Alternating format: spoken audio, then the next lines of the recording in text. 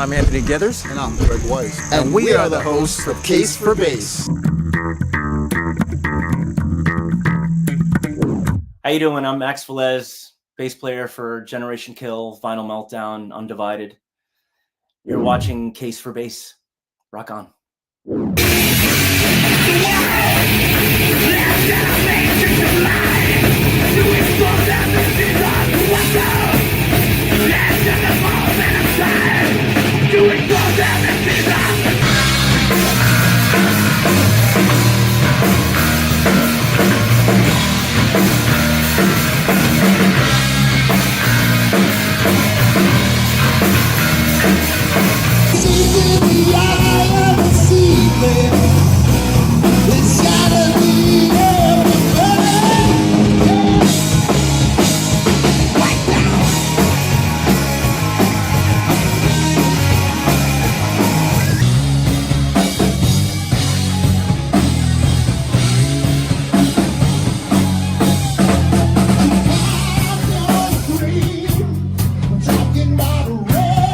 What's happening today, Gregg?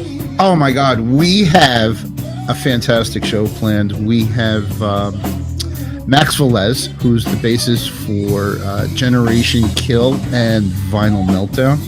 They are thrash crossover thrash band, and sometimes Anthony comes up with guests, and I go, I don't know, I gotta find out who this is before we talk. And I love this band. They really hit hard. They really deliver it. It's clean. It's tight.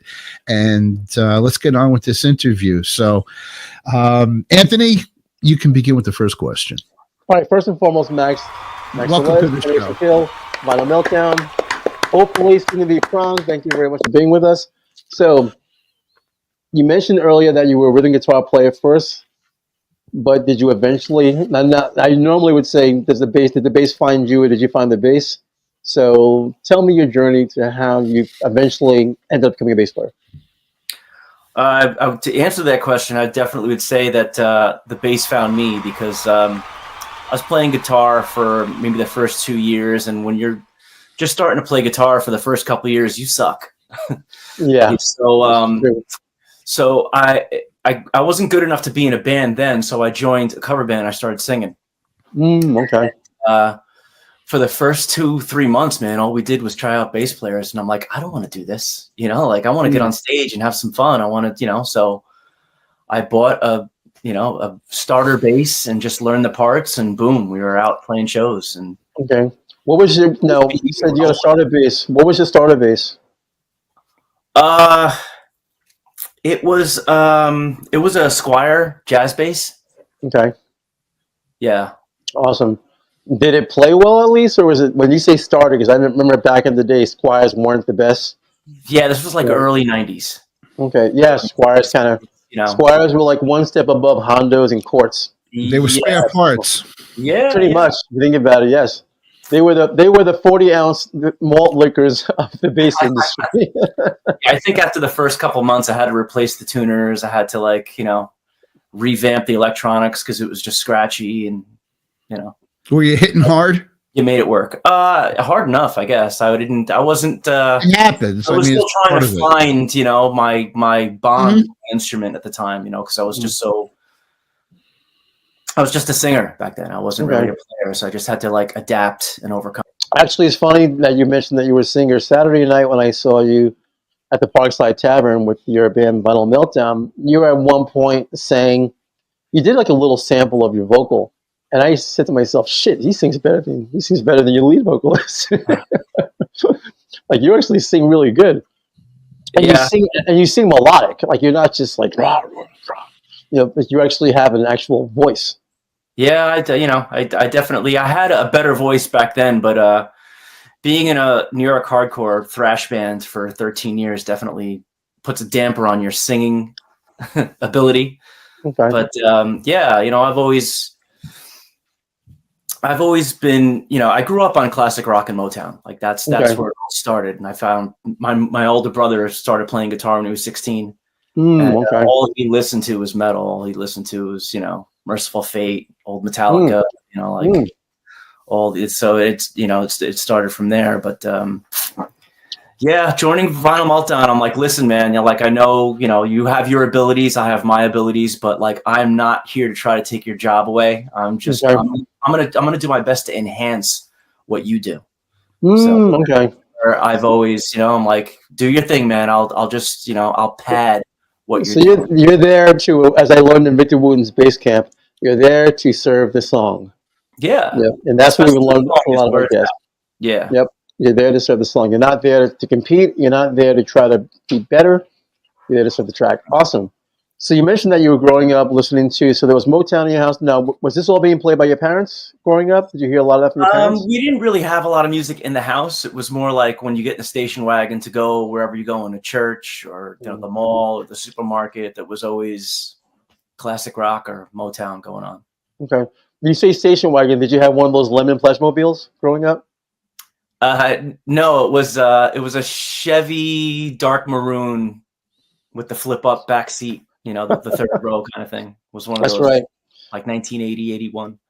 Okay. Yeah. Awesome. Greg, I'm hogging up space here. What do you want to ask? Well, your first band you said was a cover band? Yeah. Were these high school friends? Was it you took an ad off a wall? What was the drive? Like everyone's got like different inspiration. Some people are just compelled to like go, I have to do this, I want to get on. And it sounds like your urge was like pretty intense, that there was no bass player in the band and you filled in. Well, at the time, it was with high school friends. I was, at the time I was living in Tapan, and I went to go hang out with some dudes in Piermont, and we were like behind this building, like almost in an alleyway. We're just hanging out, drinking, listening to the radio, and Alice in Chains' Rooster came on. Great song, great band. Out, and Andy was like, "Wow, man, like you should, you know, let's do something." I was like, "Okay." Right. Wow. Yeah. It's time and a place, you know. Did you go to Tappan Zee High School? I did. I graduated in '93. Oh, awesome. Yeah. Yeah, you were a young dude compared to us, man. Yeah. Good No, for you. I was playing 18 shows a month around there when 93 came. Well, there were 20 places to play back then. Yeah. The first show we ever had was my place in Nyack. Yeah, my place. I played my place. Yeah. It was a great metal bar. I mean, they had believe it or not, Ronnie James Dio even played there. What? Yeah, Ronnie James Dio was at my place. Yep. Ronnie James Dio played at my place. Yep. Wow. That was with Noy. Noy owned that place, Yeah. and he was very kind to bands. I mean, back then there were 7 or 8 places to play right on the block there. There was at one point. Across the street. You know, yeah, there was Cheers. Yeah. You know, but it you know, times change, but they had 5, 7 different genres of music going all the same time till 3, 4 o'clock in the morning, and that's, you know, it's where you made your bones. You know, it was a lot of fun. Yeah, no. Rockland was really you know, a happening place. Route 59 all the way up to, you know, into Suffern. There were places to play, and we used to, the first band I was in, we were very big at Neighbors Tavern in Blauvelt. And yeah, it was really a hideout for off-duty cops. And it didn't matter how much you drank, or it didn't matter how much you partied. It was just, you know, it was a safe place to make music, and we were there a lot. And it was just, you know, not to talk about me, but Rockland's a really good place where, you know, even Anthony would say this, where you got together with your friends and it formed into a band. I already had friends that were in a band, so I had to pick up something and catch up in another way. So exactly. All right, so Max, in reference to your playing as a whole, what did you really feel that you wanted to do it for a living? Like, when did you get to the point where you said, you know, I'm really enjoying this. This is kind of a lot of fun. I'm having fun interacting with people. When did you feel that at some point, like, this could be something that I can do for a while? Just the feeling you get on stage, you know, like there's, you know, even at my age, I'm 49. Even at my age, no matter where I'm playing, I get butterflies before I get on stage. I'm like, You're 40. You're 49. just get. Yeah, I paid you I paid you still in your 30s. I know you said you're 93, but I didn't think that you were 49. Yeah. Look great. Thank you, man. Yeah, man. So, wherever we're playing, I've played on big stages in Europe. I've played tiny, intimate places. I always get that like nervous twitch, but 10 seconds into starting that first song, everything disappears and it's just us. You know what I mean? Okay. Us on stage with that vibe, creating that sound coming through the PA. Like like every cell in my body is on fire. Awesome. I live for that moment every time. That's great. Do you find that you're the player that, whether it's 3 people or 5,000 people, you still perform top notch? I always, strive for that, but if sometimes, like the other half of the band's just not feeling it the way I am, but you try for consistency, and that's all you can do. Good for you, dude. That's actually a great attitude to have. That goes a long way. We have, as bass players, I feel we have this perfectionist drive. We want to give 100%, and like you said, when you turn it on, there's this, you're into it. You gotta complete it. It's like almost like a professional sporting event where you gotta, regardless of the audience, you're still the performer, right?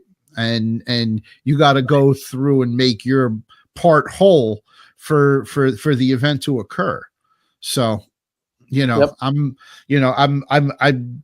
tend to say I'm more on the side of 13 than 1300, but it's, it happens. But I don't quit. I'm still searching and looking for, other things, and I think that's a common theme. Well, Yeah, I'm sorry. Go ahead. My apologies. Go ahead. I definitely just, I'm always thinking of the song in my head as we're playing it, but I feed off the drums. Because the rhythm section's what everybody feels. Everyone hears the music, but what they're feeling is what me and the drummer are doing. So I'm always focusing on the percussive aspect of both drums and what the basses are doing to lock together, and that creates that grounding feeling for music. So that's what you self-taught? Always focused on. Yeah. I took a couple of lessons here and there, and a lot of it didn't make sense for me because I have a different way of learning anything. But a couple of things did stick. So like I feel more than I understand. Okay. And well, that's actually a good thing. Yeah, I'm just if I could feel it, then I'll just go with it, and you're in a feel genre. I mean, learning how to play technical bass isn't going to work in what you grew into. Yeah, especially like some of the off time stuff that I love, like Tool or Rush, that's not easy grooves to just lock into, No. Feel it, and you can, it just becomes you, kind of thing. So who are the bass players that influence your playing? Well, a lot of people. I would say, just to start out, like Paul McCartney, John Entwistle, Jack Bruce, there you go. Nice. Mike Inez, Justin Chancellor, Billy Gould, Jaco Pastorius, Les Claypool, John Paul Jones, Geddy Lee is completely underrated, and a nasty rock player. Yes. Even Gene Simmons, man, I feel like he doesn't get a good rap. He's a rock star, he's an icon, but when you listen to the time period and like what he's playing, he's an underrated bass player. Okay. We've heard that, and we agree. Your inspiration goes what Richie Havens would call far out and deep, and it describes the passion that you have to want to literally become your own player from hearing other players. Well, yeah, you find inspiration in the weirdest places sometimes, but sometimes you hear a song and you immediately like listen to this guy. Yes. Oh yeah, that still happens. It's so funny that you mentioned Gene Simmons. I remember talking to a buddy of mine. Of course, this is when I was going through my Rush, Yes, Brothers Johnson, and all these different bass player phases. And he said something interesting to me. He goes, "It's not so much what he plays, Anthony. It's what he wrote. You got to remember, anyone can play anything fancy. It's what you're writing to the songs." He goes, coming in from a songwriter perspective, he goes, if you remove the songwriting perspective of his bass playing, he'd be mediocre at best. But because he's writing songs and eventually you're copying them, because when you're at the point where someone takes your lines and they say, "I want to play that song or copy that song," you've done something. So you have to give them that kind of credit. So just hearing that perspective alone, it just made me look at not just bass players as a whole, but musicians completely different. Because if you're like Kurt Cobain, not the best guitar player, but he writes songs that you remember. You know, and I remember someone one day saying to me, "Would you rather be a great songwriter or a great musician?" And I said, honestly, between the two, a great songwriter, because no one's going to give a shit about your guitar parts. No one's going to care about that. And getting back to Gene, that's where it makes sense. Where, you know, like for example, Detroit Rock City, boom, boom, boom, boom. That one of part, the greatest songs. Yeah, you hear that groove, and now that I'm working with this band called Psycho Circus, they're the Kiss tribute band. So I get to relive it whenever I see them play live, and I get to hear Bobby, the bass player, Bobby who plays Gene, play the parts, and just watching him do it, I'm like, I get chills, actually, surprisingly. So crazy stuff in that way. So, what was your second bass you ended up getting? Because you got the Squire at first. The Squire that fell apart on you.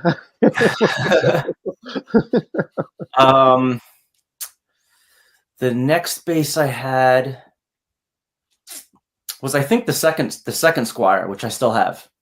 Really? We have a second Squire jazz bass, but I replaced everything. I got a badass bridge. Okay. I got the Geddy Lee custom jazz pickups. I replaced all the electronics. So the only thing Squire about it is the neck and the body. Everything else. Oh, wow! Cool. Yep. Cool. I mean, you knew you wanted more in the second bass that you didn't have, right? Yeah, I mean, I just wanted because I was so familiar with the feel of it. You know, I just wanted to upgrade it to, you know, get a better tone, better sound, better. I mean, have you ever?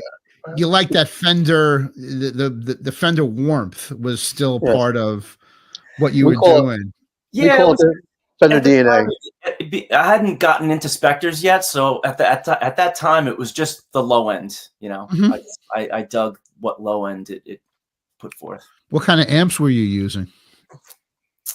Well, go into your whatever I can get my hands on. Wait, go into your first amp first. The first amps that you purchased, and then work your way up to where you are right now. For bass amp, I want to say it was Galen Kruger. Cool. Galen Kruger. Okay. Galen Kruger was okay. Cool. Yeah, they're good. They're really good amplifiers. The next one I got was Trace Elliott because I love Trace Elliott. Yeah, I love Trace Elliott. Like you know, it's got a different twang on top. You know, I really like that. It gives, you know, it's not just low end. It had like. Well, you were growing. I mean, basically the question is you knew what you didn't want with what you had. Yep. And Trace Elliott's, they're a little pricey, but they're great amplifiers. Yeah. I hate to say it because I had a couple of friends who I owned the Trace Elliott way back in the day. I had a couple of friends who lived in the UK because it's an English company, so he would always say they're like their English cars. You know, they're at some point it's going to break down on you. You know, it's like, but I don't know how they are now. But I know at one point they didn't have a problem replacing stuff. You know, because they were like the English cars. They knew that at some point it's going to break down on you. So you had a Trace Elliott, and the rumor on Trace Elliott was if you found an amp more expensive, they would raise their price. Yeah. Yep. Yeah. Yep. So now Trace Elliott. So you went from Galen Kruger, Trace Elliott, and what do you have now? Now I play an Ampeg Portaflex 500. Nice. It's a plastic amp. It's one of the small ones. You know, it doesn't get hot. What do you put it into? I've had it for 10 years. I've had it for 10 years. That's a head. Oh, wow. What kind of cabinet? Right now it's what kind of cabinet is this? I forget what the brand name is, but I put Eminence speakers in it. Me Okay. too. Yeah, Yes. I took love out them. Do you love those things? aluminum cones. I took Yeah. those out. I Nice. put the Eminence in, and it was like big difference. Big difference. Big difference. Yeah, with the high end sounds. It's very warm. Great. Yeah, absolutely. Do you have any effects box at all? Do you have any? No. Are you straight? Are you straight? You're a mainliner. Love Yeah, it. straight from output. the bass to the tuner to the amp. Bass I don't tuner, do yeah. any funny shit. Okay, good for you. Good for you. Mhm. If you Like, had, did you try it and realize that you need a hot direct signal? Is that? I mean, I feel that way. I went back to that. I mess with some, distortion, gain here and there for like different parts of songs, but like I don't know. I'm too busy playing the song to like mess with pedals, so I always just Nice. go tuner right to the amp. Okay. Now, in reference to that, so you don't bother with pedals. Actually, I used to be a pedal guy, and I got sick of them one day. Kind of got rid of them all at one time. How does your bass playing impact your writing into Generation Kill?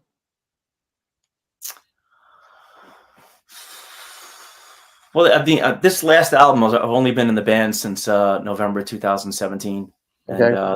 the writing for this last album took a long time, and getting it done took a long time. But it was really difficult for me because I had to record all of my bass parts before I heard what the vocals were going to be. Oh, wow. Okay. So I had to like foresee, like, he's probably going to do this here. Maybe he's going to do this here. I could probably put a fill in here so it's not stepping on what he's going to do. And Okay. so it was kind of difficult. So I tried to just really follow the guitar parts and kind of like pop in here and there where I thought it would help that part, Okay. So in certain spots, I was like, I wish I did something here. But in most spots where I did do something different, I was like, wow, it worked out. Cool. So Good for really, you. yeah, it was hard. Wow. So bands like the Foo Fighters, yes. they record the entire song and then they do the bass last. Then Like, you bass last. Yep. fill in all Yep. those little parts here and there where it'll complement and really feature everything else, and not just the Yep. bass. Like, Yep. Well, that's you know why Dave Grohl does that? Because at the end of the day, he's a drummer who understands how the bass operates. He's a Absolutely. drummer and he's a guitar player. So obviously, if he plays guitar and he plays drums, you can play bass. Yeah, that's already a given. absolutely. So I've always admired when people can pull that off in the studio, when you can literally lay down the part and then add in the foundation, a part of the foundation later. It's almost like building a house. Well, I got the bottom and there's a top. I'll add the middle in later, which is really kind of odd as far as their recording process and production process. Do you prefer recording or do you prefer live?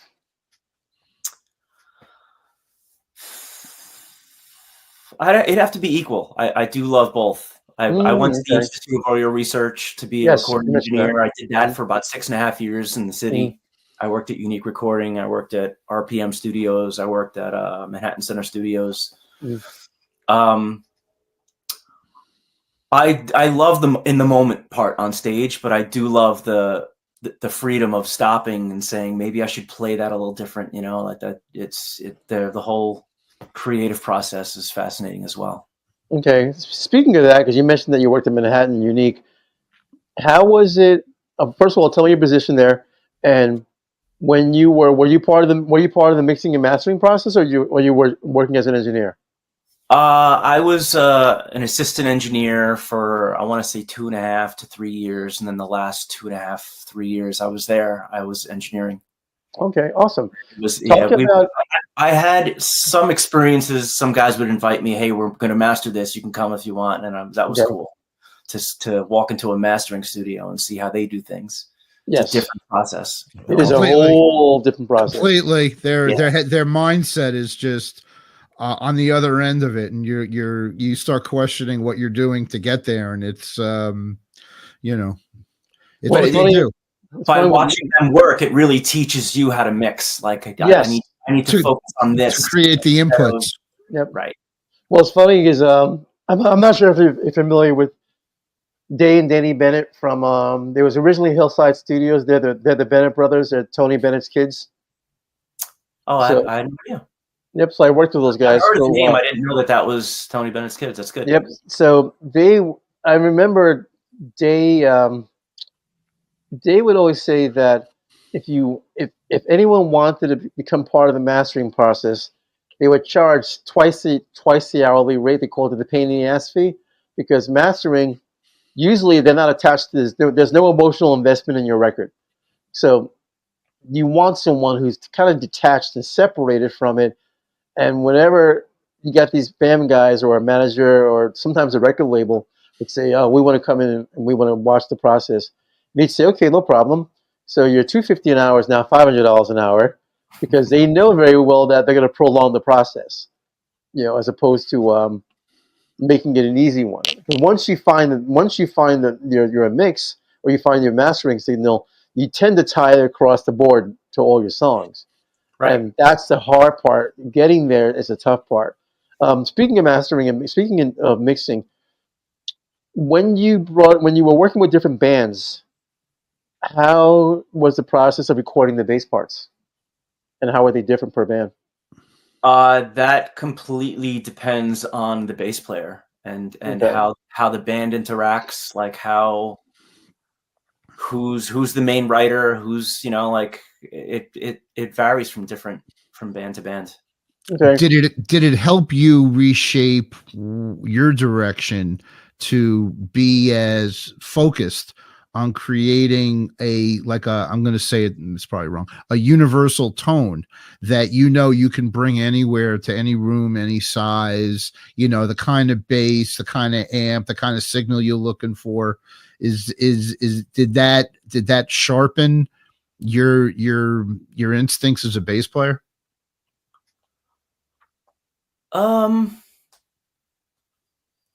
From an engineering standpoint, no. I mean, certain guys I worked with, I saw them do things that I was inspired, like, wow, that's cool. I should incorporate that into what I'm doing. But in the moment, I'm just trying to make them happy. Because if I'm putting something down, if I'm recording something and they wanted this type of sound and I got it, then boom, I did my job. Okay. Awesome. Yeah, it's So that's it. When you're engineering, it's not about you. No, I understand that. I guess the question that I have is, because this is something Anthony and I talked about, it's either going to be a P bass or a J bass, and somebody walks in with a Rick or an Alembic or a Rick and some kind of off tone commercial sound, and somebody would raise a red flag going, you got this, or we have this bass you should play because we can get this tone out of it. No, so, you got to try different things. You got to put them through an amp, or maybe it's just a DI going to a Neve mic pre or something like that. Like sometimes just trying different things, and the bass player will go, "That sounds good." And you go with that. You roll with that. I also noticed it applies to the genre of music as well. Right here. All your tones right here. You know what I mean? So, okay. No matter what bass you're playing, Okay. Awesome. Yeah. When you play live, do you apply some of your engineering skills to your live playing as well? No, I focus on my volume with the drums. Like I turn up to the drums and then I just play the songs, man. I don't I don't go too much into sound. I just let it be. Okay. When you say the drums, are you saying the volume of the drums as a whole, or is it like the bass drum? Yeah, or like to how hard the drummer's hitting, to on the stage volume of his drums. I turn my amp up to that, and I just try to, Okay. So you're not trying to overpower anyone. You're trying to make everything so that everything matches. Yeah. So you are the definition of serving the song or serving the band. Good for you, it's not a solo, man. Just play the song. Yep. Yeah. Well, it's so funny. Speaking of that, this generation of bass players, you have all these young guys who are really talented players, but I don't hear how they apply their techniques to a band. It's all like all this cool solo trick stuff. It sounds nice in theory, but when you People send me stuff like that all the time. I'm always getting my friends sending me different bass players. Usually, some young kid who's like 9 years old, he smokes everybody in the world, but then he can't play, he can't maintain a groove, and he can't play with other people. But he's like 9 years old and he's tapping and doing all kinds of stuff across the board. So I still like the idea that you're able to play and serve the song and play in the band. If you notice, a lot of times, like even the time that I played Saturday, I didn't get fancy. I just wanted to play the song. I wanted to play the song and dance. I didn't start doing all night long. It's like it's. And I had my friend there who was like, "Why don't you do more?" I go, "Dude, it's the song. It's not that kind of song. It's not that kind of a song. People are dancing to the song. You know, I don't need to fill in the blanks with that crap." Yeah, so that's my personal thing with that. What are you listening to right now as far as bass players or as far as music at this point? I know you're playing, as Gregg said earlier, we call crossover metal or mainstream. What'd you say, Gregg? You say mainstream Crossover metal? thrash. It's from their Crossover website. thrash. Yeah. So, what are you listening to at this point, from a bass player's perspective, and also from your personal perspective? Recently, I've been listening to Marcus King band. I love Marcus King. The band is so good. I've seen him twice live. Awesome. He's just he's killer player. Okay. Some of the metal stuff, I'm still stuck in the 90s, man. Like some of the newer stuff's okay, and the bass player from Machine Head's really good. Like he's really good. The bass player for Hatebreed. He is awesome, by the way. My brother told me. My brother who's a drummer turned me on to him. Yeah, he's so really good. He's really good. I wouldn't call him underrated. He's just not. He's just known for that specific genre. But he's a great bass player. Amazing bass player. Awesome. What I love about Generation Kill is in some of their songs they have this. I call it a universal connection where if I say it wrong, tell me I'm guilty. But to make it connect with a wider audience, you need this essence of pop. You need this connection where the vocals are going some way, the chords are going some way, and it doesn't matter really where your genre is that style is reaching people. That you're not just serving, your diehard fans. It's like, it used to be called, hey, this band sold out. But it isn't selling out. You're reaching more people and you're more connective. And I'm trying to think of what song it is. I think it's called We're All Gonna Die.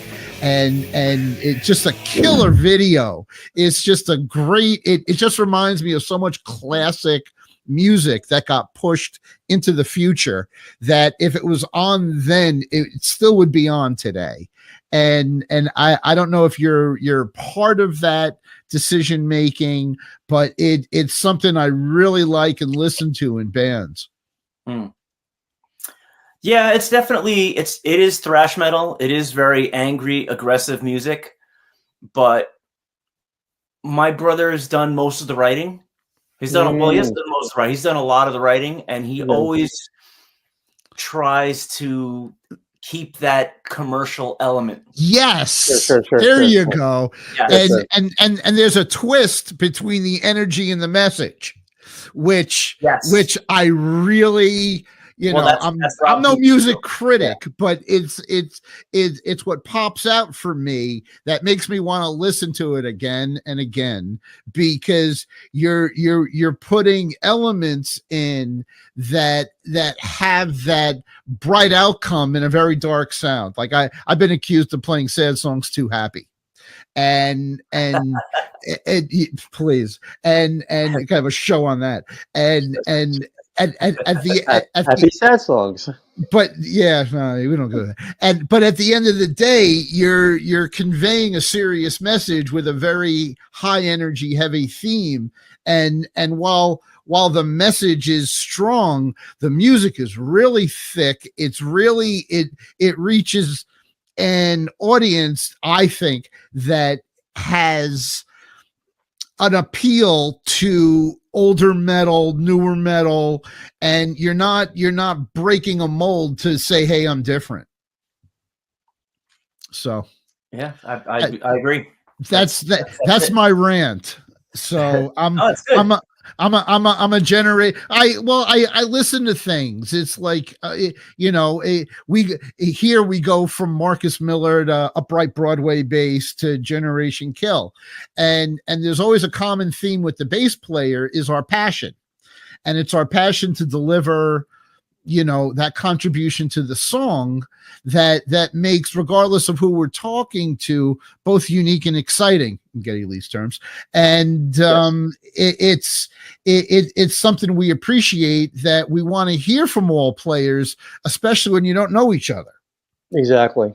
Like we always hear, where did you start? And we always hear Chris Squire, Jack Bruce, Jaco Pastorius, and yet the branch of the tree goes into these infinite directions and take root, and regardless of the tools you use, you end up generating your influence into the art, and that's as far out and weird as I'm going to get on that for now. That being said, it is now I know I want to do this. It's the next part of the show. It's part of the show. One of the one of the things when I first joined Generation Kill, I started to listen, to more of what they had done in the past, and I'm like, I need to get better, like fast. So I asked Jay Trenzer, I'm like, is there another? Because Dukes lives in Arizona, so we're like, we weren't going to jam for like maybe a year, and I'm like, are there any bands I can play with, right now, any cover bands or whatever? And he's like, join mine. Nice. So boom, I joined Generation Kill. We were jamming a month later, and I think I learned about 80 songs in 6 months. Awesome. And one of the guys, awesome. One of the guys that made me really, I've always been the biggest Slash fan. I love the way he plays. I love his wild style of soloing, the tone he gets, and after I learned a couple of Guns N' Roses songs, I'm like, Duff McKagan is the man, dude. Yeah. When you learn a song on guitar and then you start to listen to what he's doing, like 100%, he changed my approach a bit. 100%. I gotta 100%. I can't agree with you more. Wait. I want you to finish your thought, Max. Because I mean, just look at Sweet Child of Mine and forget about the singing and the solos and just listen to what he's doing, and it's like, wow, man, I never listened to this song like that. So he's God bless him. And I've heard some people that know him, and they tell me that he's a better drummer than he is a bass player. I wouldn't be surprised.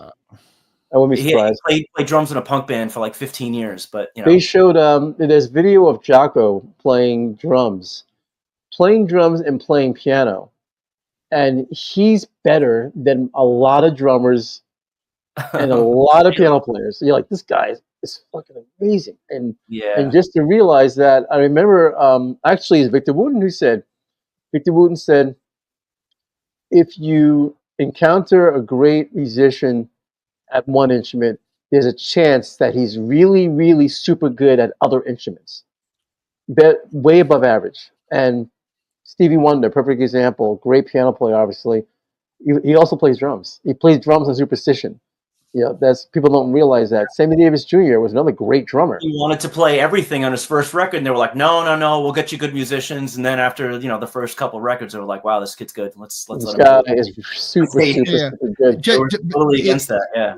Just for a second to get back to Duff McKagan, I hear what you did with Generation Kill, because what you're doing is you're bonding the guitar and the drums using the bass, but the influence goes further than that, I think, especially when that, like the commercial versions of Guns N' Roses is mass radio play, but in Generation Kill, it gets thicker, because you're on that guitar, you're on that rhythm, you're bonding that bass drum through the bass into the guitar, and it really works in a way that it's not so much that you're summoning the attitude of other players, but you really put your own influence into that. Yeah, it's a difficult thing to do because it's a very guitar forward band. Yes, you it know? is. Of course. I really try to do a little something without like doing too much, you know. But it comes through. Yeah, it does. It does. And that's what I was going for. Just a little bit here and there. You know? Yeah, no, because goes a long way. Because when you cross over, you have to realign your focus, and it has to be bigger and spatial, and it has to fill the part as opposed to thrash. And and saying that, okay, let's see the forest, let's see what you grip and rip on, and if you can, put them into the camera so we can see in a little description of what you're playing right now. Okay. This is let me back up a little bit. This is my main bass. This is my go-to guy. This is Spectre NS4 Checkmate. Yes. It was made in 1996. Mm. So it's got some age to it, but she's still pretty good. Anthony could tell you about it. Yes, I can. I love the feel of that instrument. Actually, it felt really good.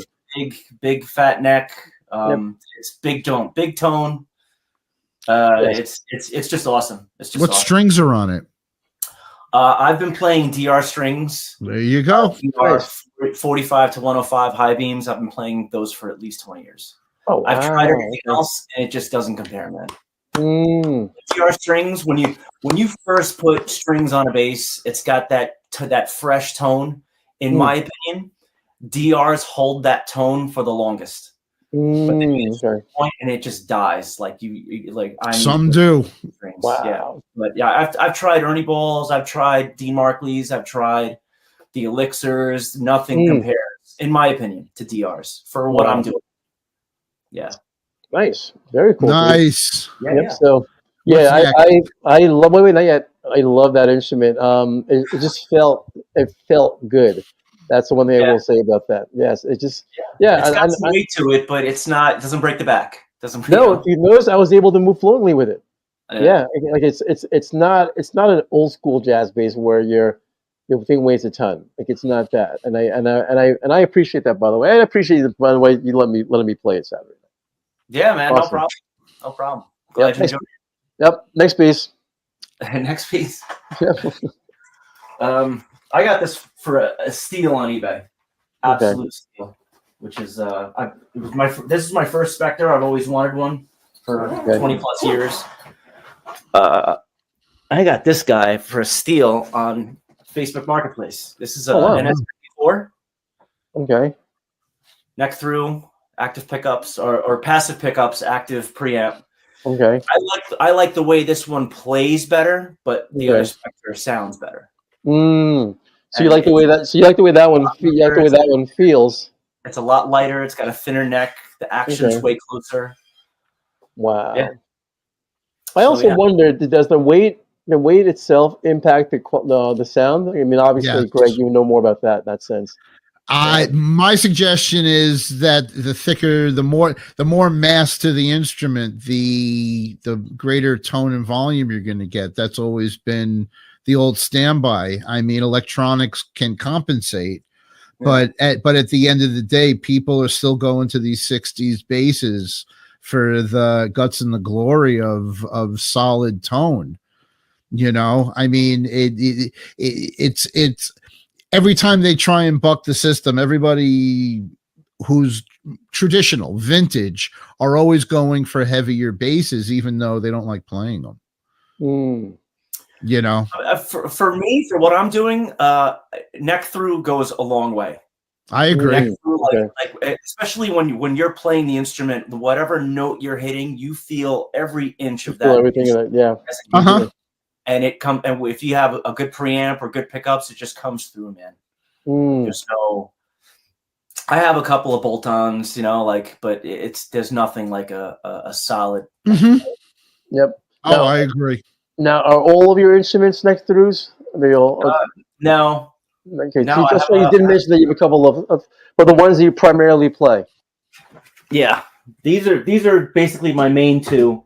And because I play in bands with different tunings, this is the one I keep in E to like learn this Fender Jazz Squire bass. Oh, look at that. This is the one I completely badass bridge. Nice. Geddy Lee custom pickups. Yeah. Wow. So this is the one that the only thing is the neck and the body is a Squire. Everything else is upgraded. Wow. How does it feel? I mean, as you mentioned, neck and body is a Squire. It's okay. It's been used and abused. As you can see, I spray painted Krylon. You know what I mean? Because the first time I was in Europe, I had this bass with me, and a couple of times they just shut the lights off, and I started. You're in the dark, and I'm like, "You gotta be kidding!" I'm like, "Okay, there I am." Like that. Yeah. So wow. I hear you. I painted the fret markers, so when they do cut it off, I see something of where I am. Awesome. Oh, I hear you. I just put black strings on a black fretless neck, and it's like, wait a second, where am I? What am I doing? Where am I going? And all I have are these little micro dots, and I really appreciate just seeing what you just did. Not that I do it or can, but no, I wouldn't. But it one of the things people rarely talk about is how often we work in the dark. Yeah, absolutely. White Krylon and clear nail polish. Nice. Wow. Yeah, it's been fine, Wow. Yeah, now would you do that to your would you do that to your Spectres? I had considered that, but I don't think I can go there. Okay. Yeah, that looks a little tough. Although the inlays on my NS4 are stickers. Oh wow, okay. Because I had the same trouble. Like I didn't want to spray paint it. I'm like, you know what? Maybe I can go with the stickers, and I could at a glance. Yeah, you could. I mean, that's a bright idea, and it's attractive. It does help. Yeah, so it looks good, but it's really to help me out, see where I am. Now, when's your next time you're heading to Europe? When are you going to go out there? I don't know. Okay. Hopefully sooner than later. Right now, we're just working on a couple shows with Shovelhead Kill Machine. Okay. Possibly the end of June. Okay. We're also trying to get down to South America for a week or two with Shovelhead Kill Machine. Okay. Awesome. That's South America. Have you ever done anything with Max Cavalera from Soulfly or Brazil? Brazil? No, I never did anything with him, but I did meet him at the first the record release party for the first Soulfly record. Oh, nice. That was at Coney Island High. Okay. Oh yeah. Yep. Yeah, I was there. I met him. Awesome. Yeah, it was a good time. All right. Well, first and foremost, let's give you a big round of applause for showing us all your cool basses. And thank you, Max. I'm going to add on to that because, I can definitely. The NS4 is ridiculously awesome, and that's Czech made. Made in Czech Republic, 1996. Oh, wow. Okay. Is Spectre based out of the U.S. or did they sell off to the Czechs? You know what? The Spectre brand, from my understanding, passed through a couple of hands. First they got sold to Kramer. Okay. And then Kramer sold them to Korg. Okay. And then it somehow got sold back to the Spectre family. And then shortly after that, Gibson bought it. And now Gibson owns Spectre. Oh, wow. Okay. Yeah. Okay. Awesome. That's actually cool. Okay. My last question to you is this. What advice would you give aspiring musicians, aspiring bass players? What would you say to them if they wanted to do this as a career? What are the words of wisdom that you are willing to offer to them? Buy a metronome. Mm. Buy a metronome. I know it's like watching paint dry, but you know what? Buy a metronome and play to it. Play whatever to it. Mm-hmm. And once you get comfortable with that, pick your favorite record. Pick your favorite record and play to it and play to it and play to it until you throw up. And then you know what? Play it again. Play it again. And once you do that, once you can get through the whole record without making a mistake, here's where the hard part comes. You have to become your own worst critic and you have to. You're right. You have to play every single note in tune and in time with everything that is going on the record to the point where you sound like you're in the record. Mm. Do that. Wow. And you'll never have a problem. I hear you. I feel it. You'll never have a problem with your rhythms. Awesome. Cool, man. And also in doing that, you know, when you play through the record 3 or 4 or 5 times, you'll never cramp up ever again. Okay. It's conditioning, it's muscle memory, it's everything, you know. Wow, dude, that's actually very cool. So the first time I've ever heard. It's funny. In bass camp, of course, Victor would say, "I know it's boring, but play with it. Play with a metronome." He'd always say that. Play with a metronome. He goes, you'll feel better in the long run. He goes, yeah. Now you're gonna, like he says, like watching wet paint dry. But once from my first guitar lesson. From my first guitar lesson, before you even learned how to pick up a guitar, here's a metronome. Yep. And it's at some point you think you're better than it, but you can't get away from it because it's you know, it's a tool of the trade. And I, you know, to anybody out there who says, well, this or that, what the metronome teaches you is the silence between the notes, and the silence between the notes are just as important as the notes. My theory is, the analogy is, it's a bouncing ball. Is that space of air between the ground and your hand is that clock, is that tick, and you know, you can't stress enough the control of time, and especially playing bass. Well, also, let's be realistic. If you don't practice to a metronome, you'll never, ever, ever be a session player. That's right. That's never. Right. And there's video of Carol Kay talking about it, and she's like, when you're good with the click, it sounds like the click's following you. Yes, that's the effect you want. You know, like that's. There was a drummer, J.D. Blair. He did an appearance at the bass camp, and I guess they were doing a job with Shania Twain, and Jeff Mutt Lang was the producer. So he said that at some point the click got lost, and they would stop the session, and they're trying to figure out what technically was wrong. They said that J.D. Blair his rhythm was so on point that you couldn't hear the click. It just blended right in. And it took it took Mutt Lang probably, they said, a couple of hours to figure it out. Because him and the engineer were going through it, and they're like, wait, what's going on here? You know, they're trying to find it, and they realize it's not him, it's the drummer. The drummer's, he's so locked into her song that the song moved so much that the click got lost. You just couldn't hear it anymore. That's the desired effect. That's the desired effect, and not many people can achieve that. Yep, that's right. That's awesome. All right, dude. Max Velez, bassist for Generation Kill and Vinyl Meltdown, right here on Case for Bass. You made the Case for Bass, bro.